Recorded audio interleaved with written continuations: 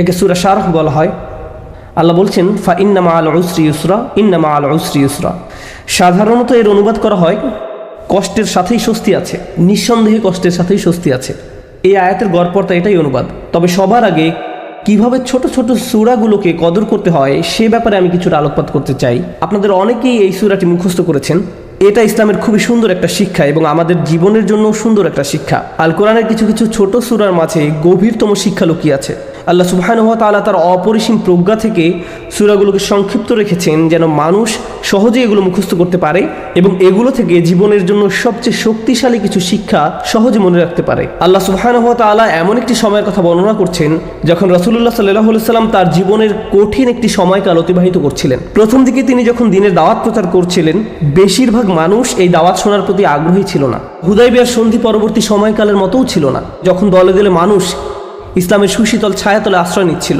নবুয়তি মিশনের প্রথম দিকে মানুষ তার জন্য কাজটা অনেক কঠিন করে তুলেছিল। যে কেউ রাসূলুল্লাহ সাল্লাল্লাহু আলাইহি সাল্লামের দাওয়াত গ্রহণ করত, সুফাহা তথা বোকা বলা হতো, বুদ্ধিহীন বলা হতো, অথবা বলা হতো তিনি এদেরকে বোকা বানিয়েছেন। কেউ ইসলাম গ্রহণ করলেই তাকে এই সমস্ত অভিযোগে অভিযুক্ত করা হতো। ঠিক সেই সময় আল্লাহ আযজা ওয়া জাল্লা এই গভীর অর্থপূর্ণ সূরাটি নাজিল করেন এবং তাকে স্মরণ করিয়ে দেন আল্লাহ সর্বদা তার প্রতি অনুগ্রহ করে যাচ্ছেন। কোরআনের বিভিন্ন জায়গায় বিভিন্ন ধরনের অনুগ্রহের কথা উল্লেখ করা হয়েছে। যেমন অন্য একটি সূরায় আল্লাহ বলেন, আলাম ইয়াজিদিকা ইয়াতীমান ফাআওয়া, আল্লাহ কি আপনাকে ইয়াতীম হিসেবে পাননি, অতঃপর তিনি আপনাকে আশ্রয় দিয়েছেন। ওয়াজাদাকা দাল্লান ফাহাদা ওয়াজাদাকা আইলান ফাআগনা, আল্লাহ বলেন তিনি আপনাকে পথ খুঁজতে থাকা অবস্থায় পেয়েছেন। তিনি আরও বলেন তিনি আপনাকে নিঃস্ব পেয়েছিলেন এবং তিনি আপনাকে সম্পদশালী করে দিয়েছেন, অর্থাৎ খাদিজা রাদিয়াল্লাহু তাআলা আনহার সাথে বিয়ের মাধ্যমে। কিন্তু এই সূরায় আল্লাহ আযজা ওয়া জাল্লা ভিন্ন রকম একটি অনুগ্রহের কথা বর্ণনা করছেন, গভীর একটা অনুগ্রহ। আল্লাহ আযজা ওয়া জাল্লা বলেন, আলাম নাশরাহ লাকা সাদরাক, আমি কি আপনার জন্য আপনার বক্ষ সম্প্রসারিত করিনি। আরবি ভাষায় বক্ষ সম্প্রসারণ মানে প্রশান্তিতে থাকা, শান্ত থাকা। রাসূলুল্লাহ সাল্লাল্লাহু আলাইহি সাল্লাম সহজ কোনো পরিস্থিতিতে ছিলেন না। তার আশেপাশে সবাই তার বিরুদ্ধে সমান অভিযোগ করে যাচ্ছিল, নয়তো তাকে শারীরিকভাবে আক্রমণ করতে চাইতো। তার নিজের গোত্রের লোকেরাও তাকে পরিত্যাগ করেছিল। কোনো কিছুই তখন সহজ ছিল না। তবু আল্লাহ বলছেন এই সব প্রতিকূল পরিস্থিতিতেও আপনার প্রতি সবচেয়ে বড় অনুগ্রহ হলো আপনার বক্ষ সম্প্রসারিত করা হয়েছে, আপনি প্রশান্তিতে আছেন। তারপর আল্লাহ আযজা ওয়া জাল্লা বর্ণনা করেন কিসের শান্তি, ওয়া ওয়াদা'না আনকা উযরাক, তিনি বোঝা দূর করে দিয়েছেন। এই আয়াতে বোঝা বলতে কি বোঝানো হয়েছে তা নিয়ে ওলামারা অনেক মন্তব্য করেছেন। তার থেকে একটি ব্যাপারে আজকের খুতবায় আলোচনা করব। রাসূলুল্লাহ সাল্লাল্লাহু আলাইহি সাল্লাম নবুয়ত লাভ করার পূর্বে মক্কা থেকে নিজেকে দূরে সরিয়ে নিতেন এবং পৃথিবীতে কেন এত দুঃখ কষ্ট তা নিয়ে চিন্তামগ্ন থাকতেন। তিনি ঘন্টার পর ঘন্টা দিনের বেলা, কখনো কখনো রাতেও চিন্তামগ্ন অবস্থায় হেরা গুহায় কাটিয়ে দিতেন। তিনি সমাজ থেকে নিজেকে এভাবে দূরে সরিয়ে নিয়ে ভাবতেন এই জীবনে কেন এত দুঃখ যাতনা। আর আল্লাহ আযজা ওয়া জাল্লা এই সমস্ত প্রশ্নের জবাব দিয়েছেন তার নিজের কথার মাধ্যমে। যখন রাসূলুল্লাহ সাল্লাল্লাহু আলাইহি সাল্লাম আল্লাহর কালামের মাধ্যমে জবাব পেলেন, আল্লাহ আযজা ওয়া জাল্লা এই ব্যাপারটাকে বর্ণনা করছেন যে তিনি আপনার বোঝা লাঘব করে দিয়েছেন। ওয়া ওয়াদা'না আনকা উযরাক, আমাদের জন্য এতে শিক্ষা হলো যে হ্যাঁ, জীবনে অনেক চাপ সইতে হয়, আর আল্লাহ বলছেন তার কালাম এই চাপ থেকে নিষ্কৃতি দান করে, ওই বোঝাগুলো দূর করে দেয়। আল্লাযী আনকাযা যাহরাক ওয়া রাফা'না লাকা যিকরাক, যা আপনার পিঠ ভেঙে দিচ্ছিল আর আমি আপনার জন্য আপনার স্মরণকে সমুন্নত করেছি। এই সূরায় যে শিক্ষাটি আল্লাহ দান করছেন তা শুধু রাসূলুল্লাহ সাল্লাল্লাহু আলাইহি সাল্লামের জন্য নয়, এটি আসলে সকল মানুষের জন্য। ফা ইন্না মাআল উসরি ইউসরা, এর সাধারণ অনুবাদ হলো নিশ্চয়ই কষ্টের সাথে স্বস্তি রয়েছে। আজকের খুতবার কিছুটা সময় আমি এই আয়াতের উপর ব্যয় করব। আমার আপনার জন্য এই আয়াতে কি শিক্ষা রয়েছে। প্রথমে এই আয়াতের আরবি ব্যাকরণগত দিক নিয়ে আলোচনা করতে চাই। আপনাদের মাঝে যারা আরবি ব্যাকরণের সাথে পরিচিত তাদের জন্য বলছি, এখানে মুবতাদা হলো ইউসর। ব্যাকরণগত দিক থেকে এই বাক্যের শুরু হলো স্বস্তি। যখন আমরা বাংলায় অনুবাদ করি তখন বলি নিশ্চয়ই সকল কষ্টের সাথে স্বস্তি রয়েছে, কিন্তু ব্যাকরণগত দিক থেকে সবচেয়ে শুদ্ধ অনুবাদ হলো স্বস্তি রয়েছে কষ্টের সাথে। এই বাক্যের ফোকাস হলো স্বস্তির উপর, কষ্টের উপর নয়। এখানে ইউসর বা স্বস্তি হলো মুবতাদা, ব্যাকরণগত দিক থেকে এটাই বাক্যের শুরু। এটা কেন গুরুত্বপূর্ণ? কারণ আল্লাহ আমাদের মনোযোগ স্বস্তির উপর রাখতে চাচ্ছেন, কষ্টের উপর নয়। সহজ সময় বা স্বস্তি হয়তো পরে এক সময় আসবে, কিন্তু আল্লাহ চান আমরা যেন আমাদের মনোযোগ সামনে যে স্বস্তিদায়ক সময় আসছে তার উপর রাখি, এখন যে কষ্টে আছি তার উপর নয়। আপনি যে ধরনের কঠিন সময়ে দিনাতিপাত করছেন না কেন, আল্লাহ এর একটা ব্যবস্থা করবেন এবং স্বস্তিদায়ক সময় সামনে অবশ্যই আসছে। দ্বিতীয় যে বিষয়টা এখানে মনোযোগের দাবি রাখে তা হলো ইউসর হলো নাকেরা, মানে এটি আম ওয়া আম্মাল ওয়া আজম ওয়া আকাদ, অর্থাৎ কষ্ট কি এটা সবাই জানে। হয়তো এটা অর্থনৈতিক কষ্ট, স্বাস্থ্যগত কষ্ট, মানসিক কষ্ট, আবেগ সংক্রান্ত কোনো কষ্ট, বা আপনার কষ্টের জিনিস হয়তো আপনার পাশেই বসে আছে, আমি জানি না। সবার জীবনে কোনো না কোনো সমস্যা রয়েছে। এই কষ্টদায়ক বিষয়গুলো সম্পর্কে সবাই জানে, আর এগুলো খুবই সুনির্দিষ্ট। কিন্তু আল্লাহ বলছেন কষ্টের চেয়ে স্বস্তিটা অনেক বড়, অনেক বিস্তৃত। কষ্টের মতো স্বস্তির ব্যাপারটা অতটা জ্ঞাত নয়। অর্থাৎ কিছু স্বস্তি আসবে, কিন্তু আপনি জানেন না কিভাবে সেটা চিনতে হয়। সবাই সমস্যা শনাক্ত করতে পারে, কিন্তু সবাই সমাধান দিতে পারে না। আল্লাহ যখন আপনাকে স্বস্তি দিবেন, আপনি হয়তো এটাকে স্বস্তি মনে নাও করতে পারেন। আল্লাহ আপনার জীবনে স্বস্তি নিয়ে আসবেন, কিন্তু আপনি হয়তো বুঝতেও পারবেন না যে আল্লাহ আপনার জীবনে স্বস্তি নিয়ে আসছেন। তিনি আপনার জীবনে এমন দিক থেকে স্বস্তি নিয়ে আসবেন যা সম্পর্কে আপনি জানতেন, আবার এমন দিক থেকেও নিয়ে আসবেন যা সম্পর্কে আপনি ভাবতেও পারেননি। অপ্রকাশ্য জগতের ব্যাপার। এই বাক্যাংশে ইন্না মাআল উসরি অর্থাৎ কষ্টটি, এটি সুনির্দিষ্ট, জানা। পরের শব্দ ইউসরান হলো নাকেরা বা অনির্দিষ্ট, অর্থাৎ স্বস্তির ব্যাপারটা অজানা। কারণ অনেক সময় মানুষ কেবল সে বিষয়ের উপর ফোকাস রাখে যা দেখা যায়। তারা যা দেখতে পায় না তার প্রতি কোনো মনোযোগ দিতে পারে না। এখন আল্লাহ আমাদেরকে বলছেন অদৃশ্য স্বস্তি বা আরাম তোমাদের জন্য আসছে সব সময়। এই অদৃশ্য স্বস্তি সব সময় বর্তমান। আরবি ইন্না শব্দের অর্থ নিশ্চয়ই। আরবি ভাষাবিদরা ইন্নাকে বর্ণনা করছেন হারফুন লিজালাতিস সাক, অর্থাৎ ইন্না বাক্যে ব্যবহৃত হয় সন্দেহ দূর করতে। একটা সহজ উদাহরণ দিচ্ছি। আপনি যদি কোনো সমস্যায় পড়েন, ধরুন সমস্যাটা দেখা দিয়েছে চাকরির কাজে বা পরিবারে। এখন কেউ এসে বলল, আরে ভাই এটা কোনো সমস্যাই না। আপনি বললেন এটা একটা বিশাল সমস্যা, অর্থাৎ সমস্যাটা সম্পর্কে আপনার মনে কোনো সন্দেহ নেই, কিন্তু সমাধান নিয়ে সন্দেহ আছে। সমস্যাটা কি, কোন দিন শেষ হবে, এই বিষয়ে আপনার সন্দেহ রয়েছে। সহজ সময় কোন দিন আসবে, কোনো সমাধান আসলেই কি আসবে, এই বিষয়ে আপনি সন্দিহান। সুতরাং সমস্যার ব্যাপারে মানুষ পুরোপুরি নিশ্চিত থাকে, কিন্তু সমাধান আসবে কিনা এই ব্যাপারে তারা সন্দেহপ্রবণ। সহজেই আমরা আশাহীন হয়ে পড়ি। আমরা চিন্তা করতে থাকি, ভাই এটা সব সময় এমন খারাপই থাকবে, কোনো দিন এই পরিস্থিতি উন্নতি হবে না। আমরা এভাবে নিজেদেরকে বলি। তো আমরা নেগেটিভের ব্যাপারে অনেক বেশি নিশ্চিত থাকি, কিন্তু পজিটিভের ব্যাপারে নিজের মনে কোনো নিশ্চয়তা থাকে না। তিনি ইন্না যে শব্দটি সন্দেহ দূর করে তা ব্যবহার করে আমাদের জানাচ্ছেন কোনো সন্দেহ নেই, স্বস্তি রয়েছে কষ্টের সাথে। স্বস্তির সাথে ব্যবহার করলেন, তিনি স্বস্তির উপর জোর দিলেন।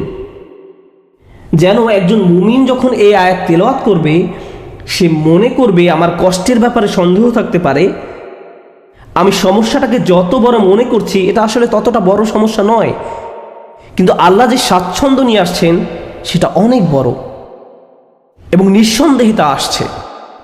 এটা আমাদেরকে মন্দের ব্যাপারে সন্দেহ প্রবণ করে তোলে। মাঝে মাঝে কোনো কিছু হয়তো অনেক খারাপ মনে হতে পারে আমাদের মাথায়, আমাদের চিন্তায়, আমাদের অনুভূতিতে, কিন্তু বাস্তবে তা এত খারাপ নয়। কিছু মানুষ কোনো একটা সমস্যাকে তার চিন্তায় বড় থেকে বড়, আরও বড় করে তোলে, শেষে সেটা নিয়ন্ত্রণ হারিয়ে ফেলে। মাঝে মাঝে আশেপাশের মানুষের সাথে যদি সমস্যাটা নিয়ে কথা বলেন, তারা এটাকে ছোট করে দেখার পরিবর্তে আরও বড় করে তোলে। তখন সমস্যাটাকে তার আসল অবস্থার চেয়েও অনেক বিশাল মনে হয়। আর যে স্বস্তি আল্লাহ নিয়ে আসছেন তা আপনার সামনেই বর্তমান, কিন্তু আপনি তা দেখছেন না, কারণ সমস্যাটাকে আপনি কাল্পনিক দৃষ্টিতে অনেক বড় করে দেখছেন। তাই আল্লাহ আযজা ওয়া জাল্লা বলছেন স্বস্তি আসার ব্যাপারে নিশ্চিত থাকো, এ ব্যাপারে মনে কোনো সন্দেহ পোষণ করো না। এই আয়াতের শেষ যে শিক্ষাটি আমি আপনাদের সাথে শেয়ার করতে চাই, সূরাটি শেষ করার পূর্বে এবং শেষ অংশটি কিভাবে এই অংশের সাথে সম্পর্কযুক্ত তা আলোচনা করার পূর্বে, সেটা হলো আল্লাহ বলেননি কষ্টের পর স্বস্তি আছে। তিনি পর শব্দটি ব্যবহার করেননি, তিনি ব্যবহার করেছেন সাথে শব্দটি, ইন্না মাআল উসরি ইউসরা। তিনি ইন্না বা'দা উসরি ইউসরা বলেননি। সাথে এবং পরে এই দুইটা শব্দের মাঝে বিশাল পার্থক্য আছে। এখানে বড় পার্থক্য রয়েছে কষ্টের সাথে স্বস্তি আছে এবং কষ্টের পরে স্বস্তি রয়েছে, এই দুই কথার মাঝে বড় একটা ফারাক আছে। দুটি পার্থক্য আপনাদের সাথে শেয়ার করতে চাই। একটি পার্থক্য হলো, হয়তো আপনি যখন একটি সমস্যার মধ্য দিয়ে দিন পার করছেন, সেই সমস্যাটির সাথে কিছু স্বস্তির বিষয় আপনার জীবনে এসেছে যা আপনি উপলব্ধিও করতে পারেননি। বর্তমান সমস্যাটি যতটা কঠিন মনে হোক না কেন, বিকল্প হয়তো আরও অনেক বেশি কঠিন হতো। হয়তো একটি দরজা বন্ধ হওয়ার কারণে আরও 5টি দরজা খুলে গিয়েছে। আপনি হয়তো ব্যাপারটি দেখতে পাননি, কিন্তু আল্লাহ আয্যা ওয়া জাল্লার ডিজাইনে একটি সমস্যা হয়তো 20টি সমাধানের পথ উন্মুক্ত করে দেয়, আরও অগণিত সমাধানের পথ খুলে দেয়। এজন্য ওই স্বস্তিদায়ক বিষয়গুলো আসার জন্য এই সমস্যাটি ঘটার দরকার ছিল। এটি আল্লাহর বিজ্ঞ ডিজাইনের অংশ। আমরা হয়তো তা শনাক্ত করতে পারি না। অন্য কথায়, হ্যাঁ, আমার মন বলছে আমি সমস্যার মধ্যে দিয়ে যাচ্ছি, কিন্তু এই সমস্যার মধ্য দিয়ে আল্লাহ আমার জীবনে স্বস্তি নিয়ে আসছেন নিশ্চিতভাবেই। শুধু আমাকে সেটা খুঁজে পেতে হবে। সমস্যা আমি দেখতে পাচ্ছি, কিন্তু সমাধান কোথায় সেটা আমাকে খুঁজে বের করতে হবে। জীবনে আমরা যত ভয়ানক অভিজ্ঞতার মধ্য দিয়ে যাই, তখন আমরা এভাবে প্রশ্ন করি যে আমাকে কেন এই বিপদে ফেলা হলো, কেন আমার সাথে এমন হচ্ছে, আমি কি এমন অন্যায় করেছি, এর থেকে ভালো কি আসবে। আপনাদেরকে বলছি, ওই অভিজ্ঞতাগুলোর প্রত্যেকটাই কোনো না কোনো সহজতা, স্বস্তি বা ভালো সাথে করে নিয়ে আসে, যা আমরা দেখতে পাই না। কিন্তু আল্লাহ বলছেন ওই স্বস্তি সাথেই আছে, তোমাকে এর জন্য অপেক্ষা করতে হবে না। এটা একই সময়ে কষ্টের সাথে সহাবস্থান করে, কষ্টের সঙ্গেই এই স্বস্তির অবস্থান। ইন্না মাআল উসরি ইউসরা।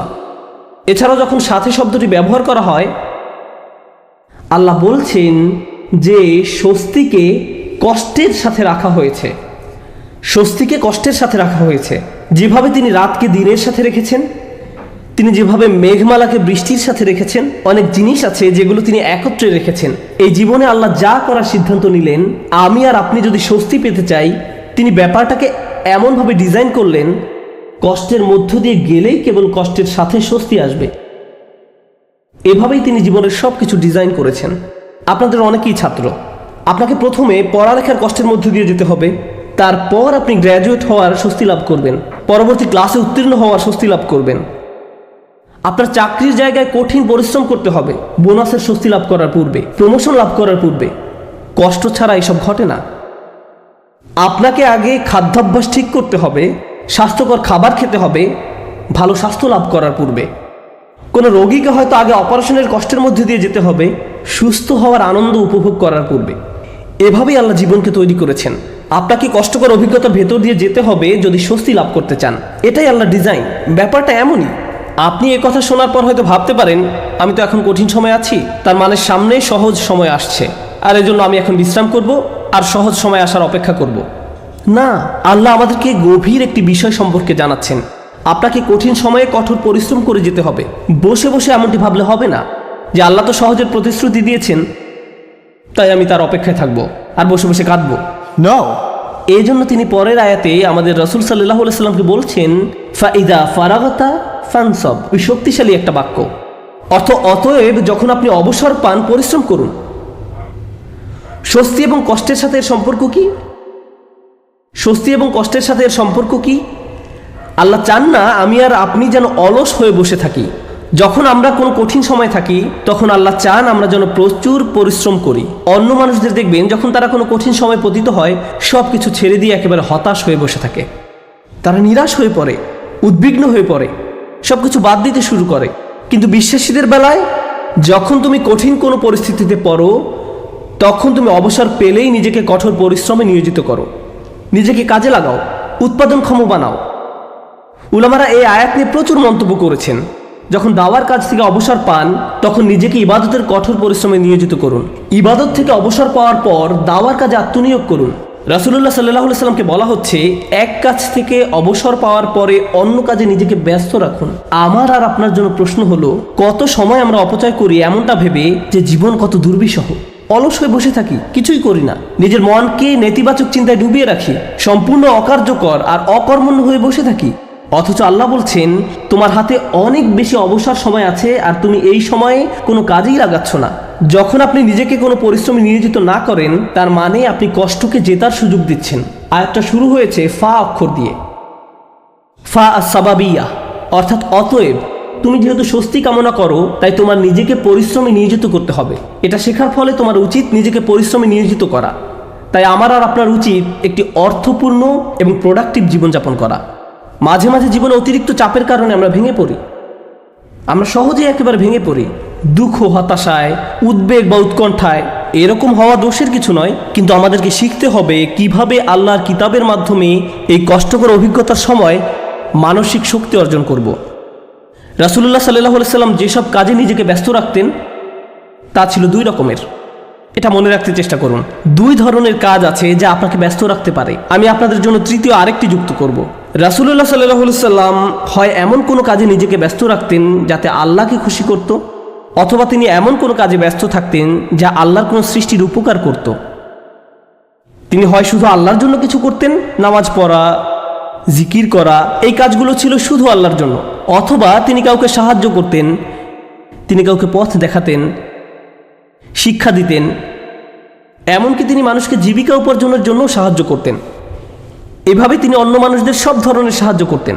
এখন আপনি নিজেকে প্রশ্ন করুন, এই দুই ধরনের কাজের কোনটি আপনি করছেন? আমি কি এমন কিছু করছি যা আল্লাহকে খুশি করছে, বা আমি কি এমন কিছু করছি যা কারো জীবনে স্বস্তি নিয়ে আসছে? মূলত আল্লাহ অন্য একটি সূরায় রাসূলুল্লাহ সাল্লাল্লাহু আলাইহি সাল্লামকে এই কাজগুলো সম্পর্কে বলেছেন, ফাআম্মাল ইয়াতীমা ফালা তাকহার ওয়া আম্মাস সাইলা ফালা তানহার ওয়া আম্মা বিনি'মাতি রাব্বিকা ফাহাদ্দিস।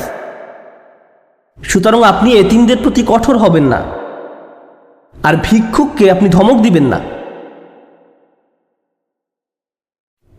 কিন্তু আপনি যখন অতিরিক্ত চিন্তা করতে থাকবেন নিজের সমস্যাগুলো কতটা খারাপ, জীবনটা কেমন দুর্বিষহ, কিভাবে সব কিছু তার গতিপথ হারিয়ে ফেলছে, কোনো কিছুই কোনোদিন ঠিক হবে না, তাহলে নিজের মাঝে আপনি অতিরিক্ত ডুবে আছেন, আপনি নিজেকে নিয়েই পড়ে আছেন। এভাবে নিজেকে নিয়ে পড়ে থাকলে আল্লাহর সাহায্য আসে না, এভাবে আল্লাহর সাহায্য আসে না। আল্লাহ বলেন, ওয়া ইলা রাব্বিকা ফারগাব, এবং আপনার পালনকর্তার প্রতি মনোনিবেশ করুন।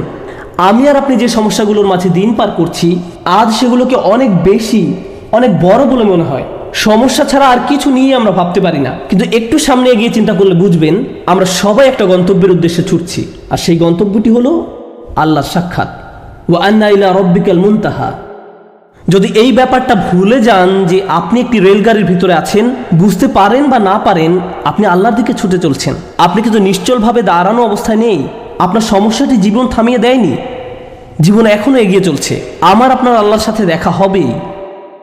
আপনি যখন বুঝবেন আমি যাই করি না কেন এই ভ্রমণ থামানোর কোনো উপায় নেই, তখন আপনার পক্ষে নিজের গন্তব্যের প্রতি মনোনিবেশ করা অনেক সহজ হবে। এই মুহূর্তে আমি যে এলাকা অতিক্রম করছি, যে সমস্যাপূর্ণ এলাকা অতিক্রম করছি, একসময় এটা পার হয়ে যাবে, কারণ এটা আমার গন্তব্য নয়। আমার গন্তব্য হলো আল্লাহ আযজা ওয়া জাল্লা। এভাবে নিজের মাথায় একটা চিত্র তৈরি করুন। মনে করুন একটি পথ দিয়ে কোথাও যাচ্ছেন, আর পথিমধ্যে কোনো জায়গায় প্রচণ্ড দুর্গন্ধ নাকে এসে লাগলো।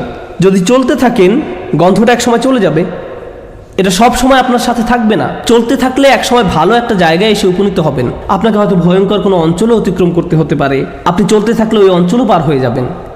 জীবনটা এমনই, আমাদেরকেও এভাবে জীবনের সমস্যাগুলো অতিক্রম করে যেতে হবে। আর আল্লাহ আযজা ওয়া জাল্লা বলছেন, আপনার আমার জীবনের প্রতিটি ভ্রমণেরই একটি উদ্দেশ্য আছে। আমাদের নিজেদের শুধু একটি প্রশ্ন করতে হবে, আমরা কি পরিশ্রম করছি? দিন শেষে আমরা কি করছি? তৃতীয় যে ব্যাপারটি নিয়ে আজ কথা বলবো, আগে আমি বলেছিলাম মহানবী সাল্লাল্লাহু আলাইহি সাল্লাম হয় আল্লাহর সন্তুষ্টির জন্য কিছু করতেন, নতুবা তার সৃষ্টির উপকারার্থে কিছু করতেন। আর আমাদের বেলায় দিনের অধিকাংশ সময় আমরা আত্মসেবায় ব্যয় করি। অবশ্যই আমাদের বিভিন্ন জিনিসের প্রয়োজন রয়েছে, আমাদের খাবারের দরকার, পোশাক পরিচ্ছদ প্রয়োজন, চাকরি বাকরি করতে হবে, কিন্তু অবসর সময় আমি কি করি? আয়াতটি কিন্তু আপনার দিনের 24 ঘন্টা সময় নিয়ে কথা বলছে না, আয়াতটি আপনার ফ্রি সময় নিয়ে কথা বলছে। আচ্ছা ঠিক আছে, আপনার এক্ষেত্রে কিছুই করার নেই, আপনাকে ভোর 5টায় ঘুম থেকে উঠতে হয়, 6টার মধ্যে অফিসে পৌঁছতে হয়, এবং সন্ধ্যা 6টা পর্যন্ত অফিস করতে হয়, 7:30টা পর্যন্ত ট্রাফিক জ্যামে আটকা থাকতে হয়। ঠিক আছে, কোনো সমস্যা নেই, আপনার কোনো অবসর নেই। কিন্তু যখন অবসর পান তখন কি করে সময় পার করেন? যখন ফ্রি থাকেন সে সময় কি করেন? আল্লাহ আপনার জীবনে সহজ সময় আনবেন কিনা তা নির্ভর করে আপনার অবসর সময় আপনি কি করেন তার উপরে। অবসর সময়ের কর্মকাণ্ড তা নির্ধারণ করবে। আপনি নিজের প্রতি সৎ থেকে আমাদেরকে প্রশ্ন করতে হবে, অবসর পেলে আমরা কি করি? আর আমাদের ছেলে মেয়েদের কিভাবে অবসর কাটাতে শেখাই? যখনই তারা একটু ফ্রি সময় পায় ভিডিও গেম খেলা শুরু করে, যখনই তারা একটু ফ্রি সময় পায় টিভি ছেড়ে দেয়। আমরা উপকারী কিছু করছি না, আমরা প্রোডাক্টিভ কিছু করছি না। একটু সময় পেলে আমরা স্বার্থপর বিনোদনে ব্যস্ত হয়ে পড়ি, স্বার্থপর ভোগবিলাসে যুক্ত হয়ে পড়ি। মাথার মধ্যে শুধু এই চিন্তাগুলো ঘুরপাক খেতে থাকে, দুপুরে কি খাবো, রাতে কি খাবো, কোন সিনেমাটা দেখব, কিছু দেখতে চাও, কিছু খেলতে চাও। দিন রাত সারাক্ষণ শুধু বিনোদন, ভোগবিলাস আর অর্থহীন রঙ্গরসে ডুবে থাকা। আমাদের জীবন এমনই হয়ে গিয়েছে। কিভাবে এটা ফানসাব?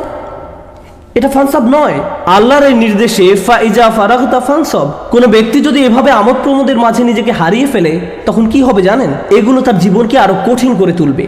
আমি বলছি না আপনি কোনো কিছু খেলতে পারবেন না বা কোনো ধরনের বিনোদন করতে পারবেন না, আমি জানি এটা গ্রীষ্মের সময়, স্কুল ছুটির কারণে বাচ্চারা এখন খেলাধুলা করতে চায়, এটা ঠিক আছে, কিন্তু তাদেরকে একই সাথে শেখাতে হবে কিভাবে সময়ের উত্তম ব্যবহার করতে হয়। তারা এটা শিখতে পারবে না যদি তারা আপনার কাছ থেকে না শেখে। আমরা যদি অবসর সময় পেলেই অপচয় করা শুরু করি, অর্থহীন কাজে নষ্ট করে ফেলি, উপকারী কোনো কাজে সময় ব্যয় না করি, তাহলে তারাও এই অভ্যাস আমাদের কাছ থেকে আয়ত্ত করবে। আমরা দৃষ্টান্ত রেখে যাচ্ছি, আমরা আমাদের আচার আচরণকে তাদের জন্য অনুকরণীয় হিসেবে উপস্থাপন করছি। আমরা এই আয়াত অনুযায়ী জীবনযাপন